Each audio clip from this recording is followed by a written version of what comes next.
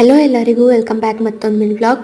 ನಾವು ಈರುಳ್ಳಿ ಹಾಕಿದ್ವಲ್ವ, ಅದರದ್ದು ಇವತ್ತು ಹಾರ್ವೆಸ್ಟ್ ಆಗ್ತಾ ಇದೆ. ಅಂದರೆ ಈರುಳ್ಳಿನ ನಾವು ಇವತ್ತು ಕೀಳ್ತಾ ಇದ್ದೀವಿ.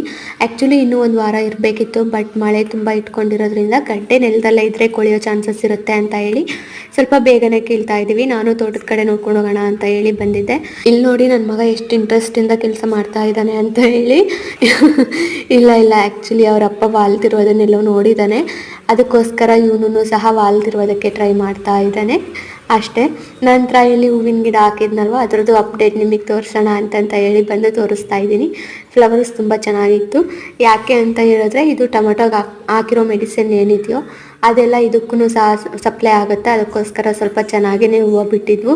ನನಗೂ ಖುಷಿ ಆಯಿತು. ಇದನ್ನು ಸೀಡ್ಸ್ ಮಾಡೋಣ ಅಂತ ಹೇಳಿ ಹಾಗೆಯೇ ಬಿಟ್ಟಿದ್ದೀನಿ. ಸ್ವಲ್ಪ ತುಂಬ ಚೆನ್ನಾಗಿದೆ. ಇನ್ನೂ ಸ್ವಲ್ಪ ಹೂವು ಇದು ಕಿತ್ಕೊಂಡಿದ್ದೀನಿ. ಇದಾಗಿತ್ತು ಇವತ್ತಿನ ವಿಡಿಯೋ. ಇಷ್ಟ ಆಗಿದ್ರೆ ಲೈಕ್ ಮಾಡಿ, ಶೇರ್ ಮಾಡಿ, ಹಾಗೆಯೇ ಫಾಲೋ ಮಾಡ್ಕೊಂಡು ಸಪೋರ್ಟ್ ಮಾಡಿ. Thank you for